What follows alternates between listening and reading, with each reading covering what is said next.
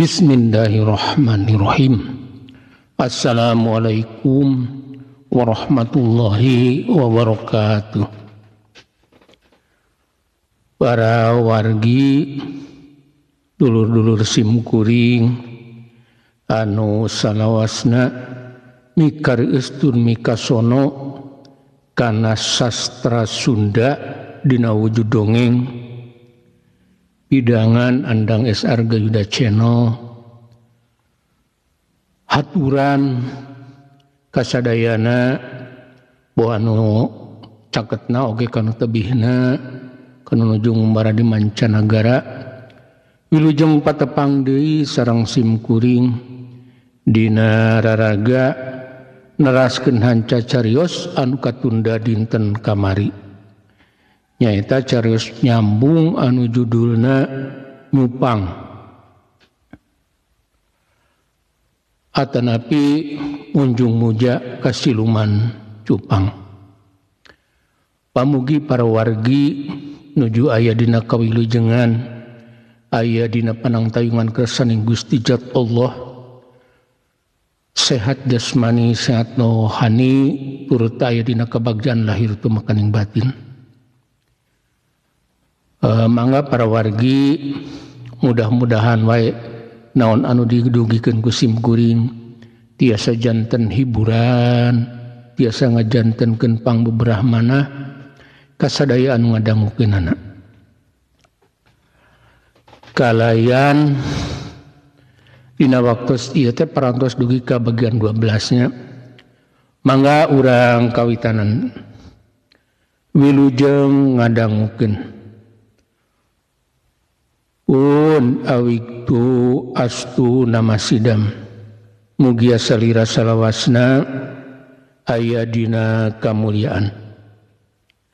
Nanging sateacana simkuring sejangiring ngemutan ka para wargi atuh utamina panginten kanu nemayan pisan ngadangukeun dongeng tina ieu YouTube.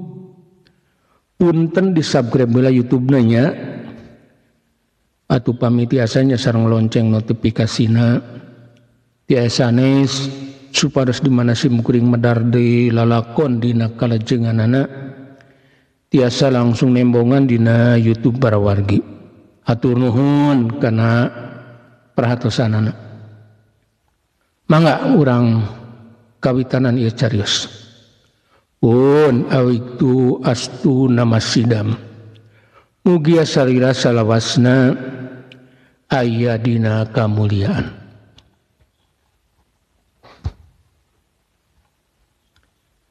Nyupang bagian ke-12 karya Andang S. Arga Yuda.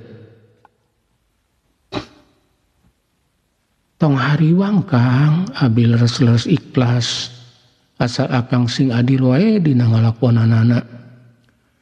Dahatong para ukur dua sareng abdi sanajan langkung ti kitu oge abdi ikhlas lillahi ta'ala.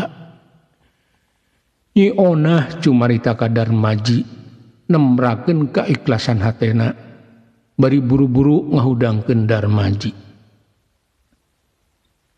Deudeuh nyai geuning nyai teh sing horeng ngagaduhan hate anu bersih pinuku kaikhlasan.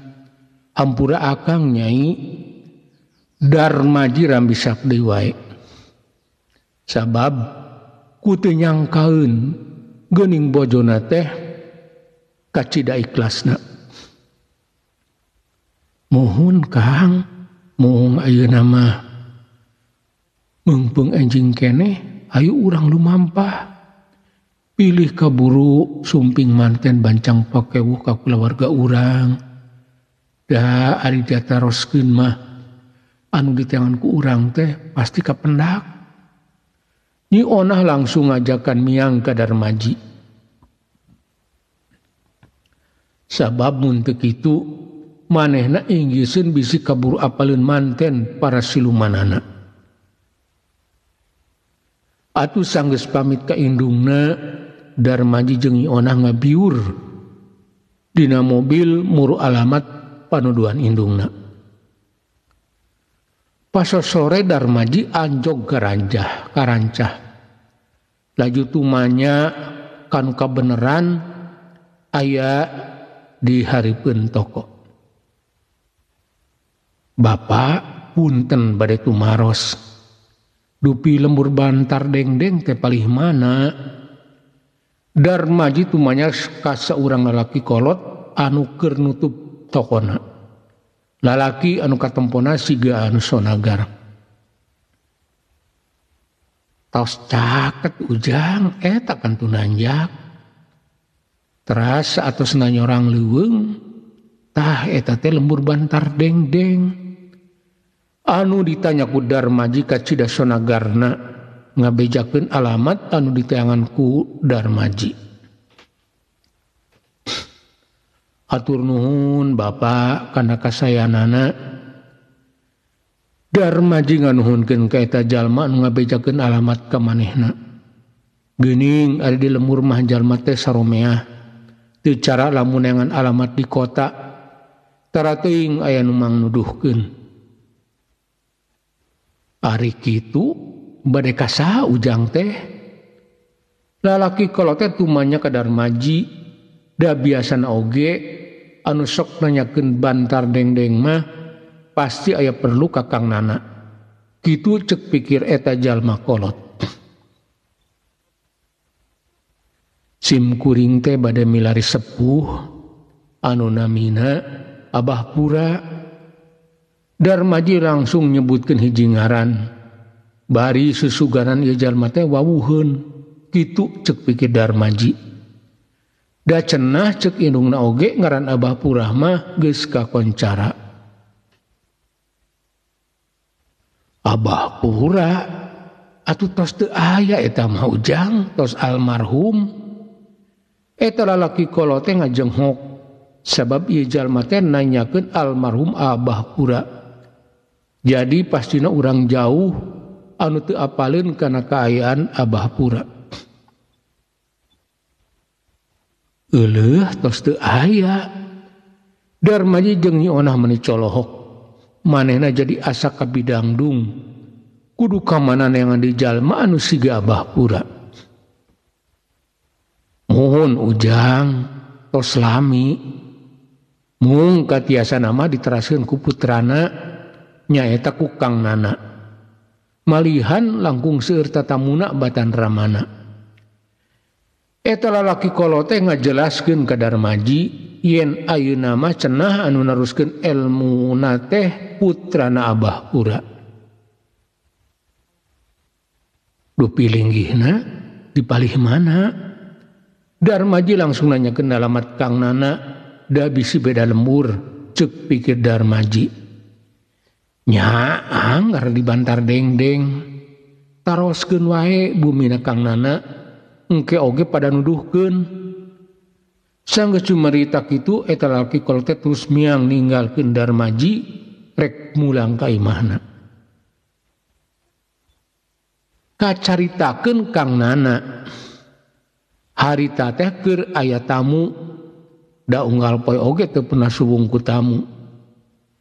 Harita oge keur aya anu natamu di tempat anu jauh.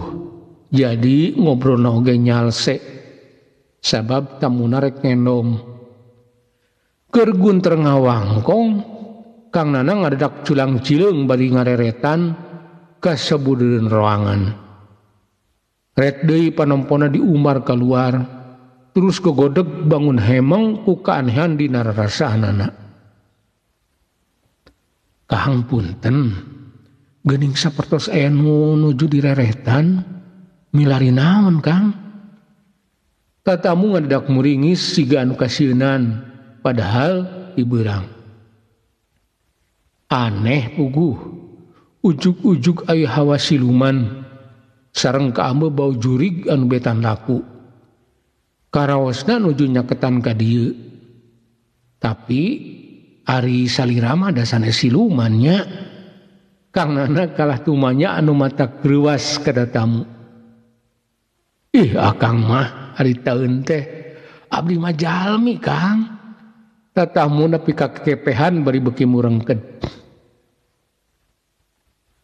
Apunten ai eureui saeutik peda salira moyongkod kawasan nu gede kasieun.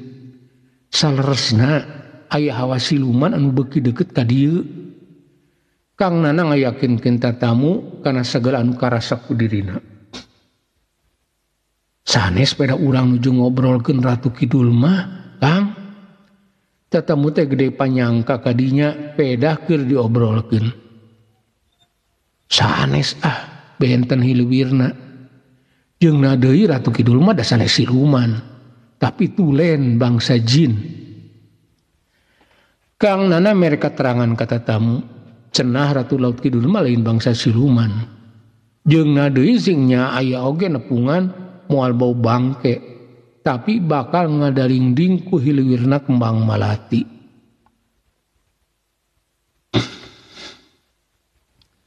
Keur kitu ujug-ujug aya anu uluk salam bari keketrok kana panto. Sorana mah sadara laki. Buru-buru ku Kang Nana dimanggakeun bari mukakeun panto. Breh aya saurang laki jeung saurang awewe masih ngarora. Papakeanana ginding, arloji mahal ngadaplok tina pigilangna anu lalaki. Atuh awewena reuncem ku perhiasan emas. Nandakeun anu anyar datang teh mangrupakeun jalma beunghar. Sampurasun nun, punten, dupi ieu teh leres panglinggihan Kang Nana. Tatamu teh bet nanyakeun Kang Nana.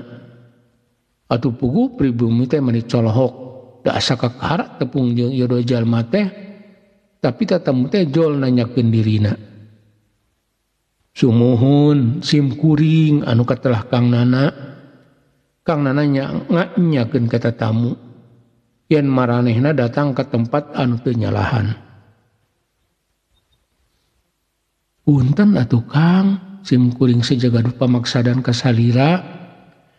Eta tatamu teh siga anu asa-asa sabab di jerona siga keur aya tatamu.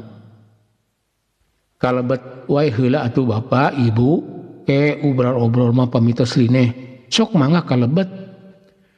Kang Nana ngabagiakeun tatamu anu anyar pinanggih ku budi parangi anu bear marahmai, matak bunga kana hati anu nganjang.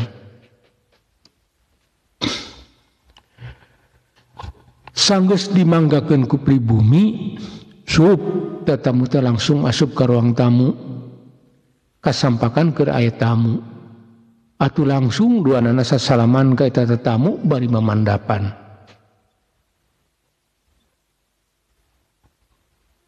Punten kalebet wae heula ayi mah da nyalse ieu. Akang bade ngobrol heula sareng ita tamu. Kang Nana nitah ka jero ka tamu anu ti tadi ngawangkong jeung manehna. Kabeneran di ruang jero oge aya Nyi Kenoh jeung Darman. Jadi aya batur keur ngobrol. Punten. Salira teh bade aya maksad naon pangnana naroskeun sim kuring. Kang Nana langsung nalek ka tatamu. Sabab ieu tatamu teh siga anu keur manggih kabingung. Romana siga anu can yakin ka Kang Nana. Saleresna mah sim kuring duaan teh nuju milari anu jenengan Abah Pura, tapi di satengahing lalampahan aya nu nyariosan cenah Abah Pura mah parantos tilar dunya. Nya teras we sim kuring milari salira, margi saurna salira teh putrana Abah Pura anu neraskeun kahirupanana. Eta tatamu teh malapa gedang nyaritakeun pamaksudanana bari rengkuh sopan alus pamulu. Manehna ngarasa ajrih ku tangtungan Kang Nana. Ari tinarigid jeung hawa anu karasa ku sim kuring mah aranjeun teh keur gaduh masalah sareng bangsa siluman nya. Kang Nana jol cumarita saperti kitu kata tamu. Teu dihiding diklir deui. Tog moal yen ita tamu teh keur aya urusan jeung bangsa siluman. Duh leres pisan kaula nun. Eta tamu teh duanan oge ngadon ngembang kadu. Sabab teu nyangka geuning Kang Nana nu tangtunganana masih ngora tapi bet weruh sadurung winarah. Ngaran anjeun teh Darmaji nya. Anjeun teh geus kasarung ka alam siluman anu ngaleugedre ku mang pirang dosa. Kang Nana bener-bener lain jalma samanea jol apaleun wae kana kaayaan ieu tamu anu tetela Darmaji jeung bojona. Kang, sadaya juragan Darmaji ka dieu. Nyi kenoh anu masih aya keneh di Kang Nana hariweus-weus kasalakina. Keun wae Nyai, cicing urang mah ulah pipilueun. Eta mah urusan Kang Nana. Darman ngalingan bojona sangkan ulah nepungan juragan Darmaji ari teu digerohan mah ku Kang Nana. Saterusna Darman uplak deui ngawangkong jeung tetamu anu tadi ngobrol jeung Kang Nana.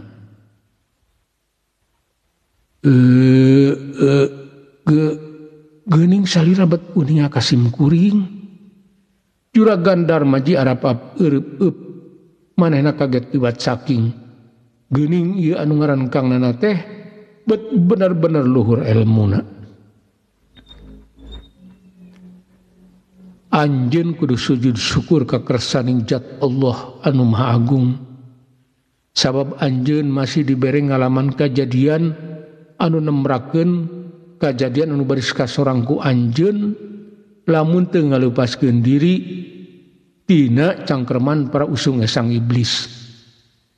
Kang Nana panjang lebar nepikeun kanyahona ka Darmaji. Atuh Darmaji mani ceuleumut sabab can oge nepikeun pamaksudanana kaburu dipikanyaho manten ku Kang Nana. Duh Kang Nana sim kuring masrahkeun diri ka salira sejaneda pitulung. Juragan Darmaji ngarumpuyuk hareupeun Kang Nana. Manehna teu sak deui yen ieu jalma teh anu keur diteteangan ku manehna. Anjeun teh kasarung nutur-nutur nafsu anu ngabrung antukna ti gebrus kana si balagadama. Anjeun kajiret jadi abdina iblis laknatullah. Anjeun ngabahayakeun diri, bojo, anak jeung anu jadi indung. Mun teu buru-buru ngaleupaskeun diri, sakabeh anu dipika cinta ku anjeun bakal dicokotan ku sesembahan anjeun. Kang Nana panjang lebar nepikeun pepeling ka Darmaji sabab Darmaji keur aya dina laku anu ngambang. Rumaos nun tulungan abdi teh hoyong tobat Kang. Darmaji ngaguk-guk hareupeun Kang Nana. Manehna beuki kasuat ku caritan-caritaan anu ditepikeun ku Kang Nana. Bisa ditulungan, tapi lain perkara gampang. Sabab disakedengeun ngabersihan awak anjeun oge kudu tarung ngalawan para siluman. Maranehna pasti datang ka dieu sabab moal mikeun lamun anjeun tobat. Kang Nana cumarita beuki daria. Darmaji teh masih bisa disalametkeun tapi kudu ngalaman proses anu ekstrim. Sadaya-daya nun naon wae anu kedah dilakonan ku sim kuring bakal dijalankeun ka layan daria. Darmaji rek masrahkeun diri ka Kang Nana supaya manehna ditulungan sangkan leupas tina pangjeretna para usung esang iblis.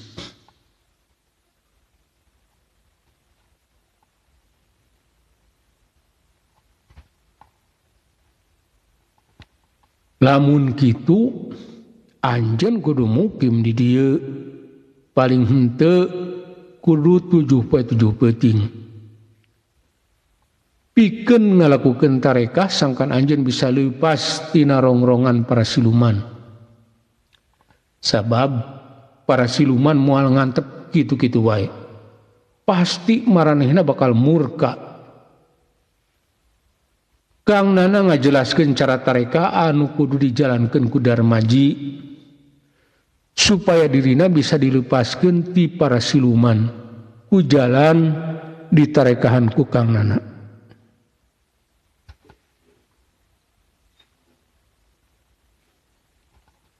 Mangga Kang tong boro ukur saminggu. Dalah langkung ti kitu oge pasti disorang.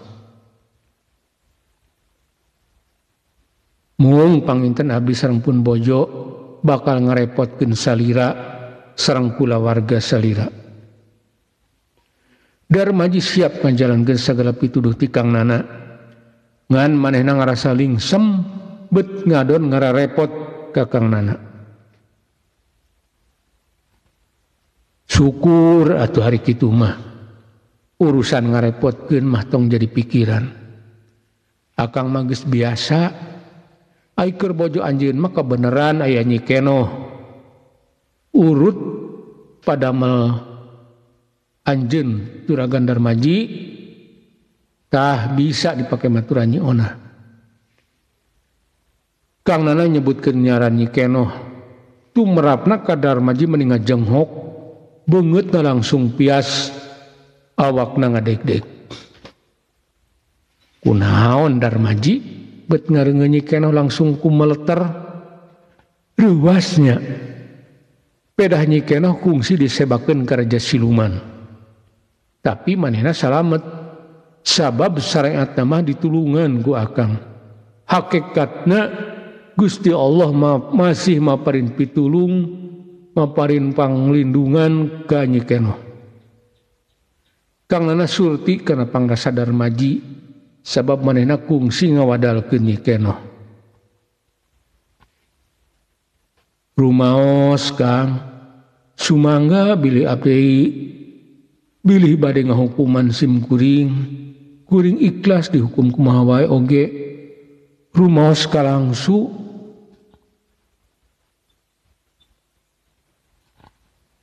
Darmaji langsung ngalumpuruk, manehna nyegruk deui wae. Pegat-pegat minta dihampura ka Kang Nana. Ayeuna mah anjeun geus aya di tanggungan Akang. Jadi urusan jeung Nyi Kenoh eta mah urusan Akang. Ngan engke peuting anjeun kudu siap-siap rek diubaran. Tapi tempat ngumbaranana kudu ku cara anu ekstrim.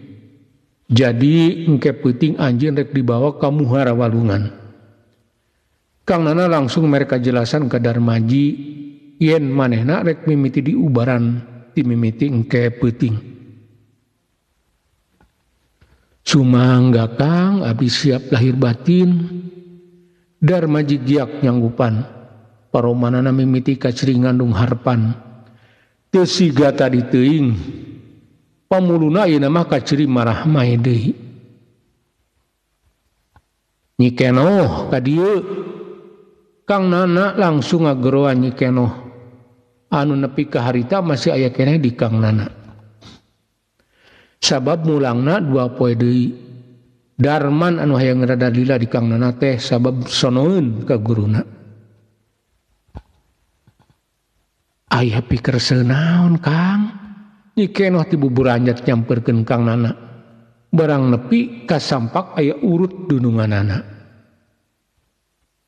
Juragan Darmaji Nyi Kenoh meni ngajenghok. Kalayan manehna unur-unuran reubaseun jeung masih sieun kudu ngaran Juragan Darmaji. Nyai hampura Bapak Darmaji acong-acongan minta dihampura ka Nyi Kenoh. Manehna rumasaeun geus nebakeun Nyi Kenoh.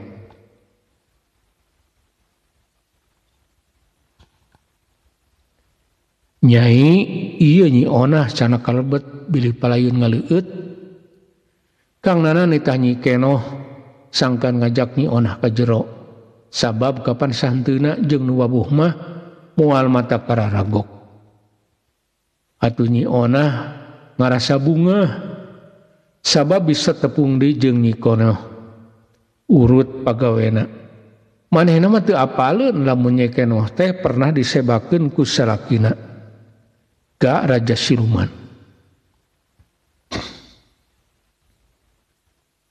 Pentingna sanggeus Darmaji diberi amalan anu kudu dibaca engke dina mangsana keur ditambahan laju Kang Nana jeung Darmaji dibaturan ku Darman miang ngajujuk muhara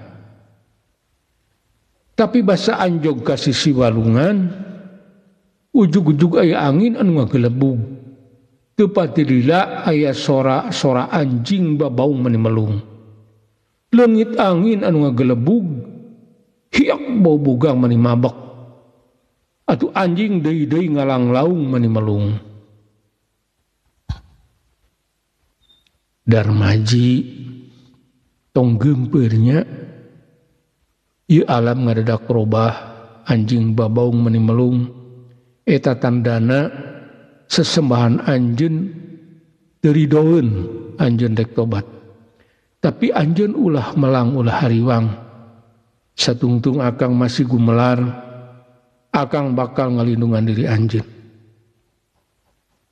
ngan eta babacaan engke ku akang anjeun bakal diteuleumkeun di muhara eta amalan anu tadi ti akang kudu dibaca sajero keur teuleum kudu tamat salapan balikannya can tamat ulah waka muncul ka luhur. Kang Nana panjang lebar papagah ka Darmaji bari mere pepeling sangkan ulah lingrang ulah hariwang sabab manehna geus aya dina lindungan Kang Nana. Sumuhun Kang Nana abi mamasrahkeun diri ka salira abi moal bade keung moal bade sieun margi abi tos buleud patekadan naon we risikona rek hirup rek maut tapi sim kuring teh hoyong tobat hoyong melepaskeun diri tina reregedunya hoyong ngalepaskeun diri tina hubungan sareng Raja Siluman mangga ku abdi bade dijalankeun kalayan saestuna. Darmaji pasrah sumerah kana naon anu di amanatkeun ku Kang Nana sabab manehna geus yakin yen Kang Nana teh lain jalma samanea manehna yakin pasti bisa ngalupaskeun diri tina rongrongan para siluman.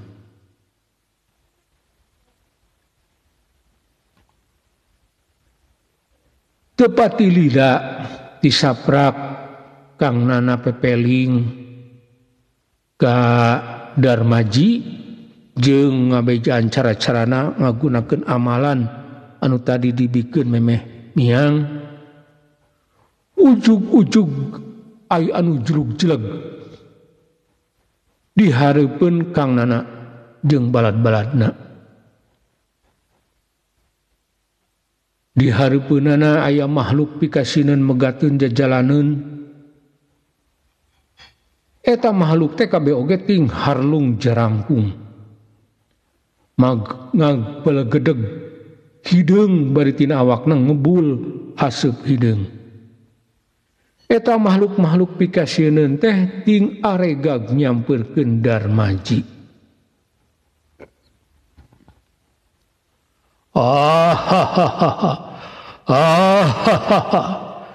Darmaji diri Andika jeung tangtunganana mangrupakeun milik embah sesembahan Andika sabab Andika geus dibeli ku mang pirang harta banda anu ngaleuyak jadi anjeun moal bisa lanca-linci luncat mulang eta makhluk anu pikasieun teh cuma ditaka Darmaji bari beuki ngadeuketan. Hei para usung esang iblis kula ayeuna geus mulang kana kahirupan kula nu sajati aranjeun moal bisa ngalahangan diri kula pikeun deui pasti genggeman para usung esang iblis laknatullah. Darmaji jadi teuneung leungit ka sieuna sabab jiwana gumulung dina tekad anu pasti manehna rek tobat kalayan manehna yakin yen Kang Nana pasti bakal bisa ngelehkeun para dedemit sabab geus kabuktian kana sepak terjang nakang nana salila ieu. Kurang ajar Darmaji, lamun kitu manika teh menta dibawa ayeuna ka nagara siluman. Kalayan Andika bakal menang hukuman ti embah anu kacida beratna. Sabab Andika geus hianat ka embah. Para siluman lain deui amarahna. Langsung maranena kumoleh batrek ngarawu Darmaji. Pun para wargi rupina carios nyambung anu judulna nyupang bagian ke-12 dicekapkeun dugi ka diheula. Kumaha kalajenganana Darmaji anu nuju di tarajangku para siluman antosan we dina kalajenganana. Urang teuneun heula dina handeuleum sieum, urang tunda heula dina hanjuang siang. Gesan sampeureun dina mangsa-mangsa nu baris kasorang. Bobor sapanon carang sapakan, mugia para wargi agung cukup lumur jembar pangampura. Kersang hapunten kana sanis kanten, kaluluputan kalelepatan simkuring. Kalayan manawi urang di parang umur anu panjang, enjing atanapi pageto, tiasa ditepangkeun deui dina kalajengan ieu carios. Wilujeng kantun para wargi, wassalamualaikum warahmatullahi wabarakatuh.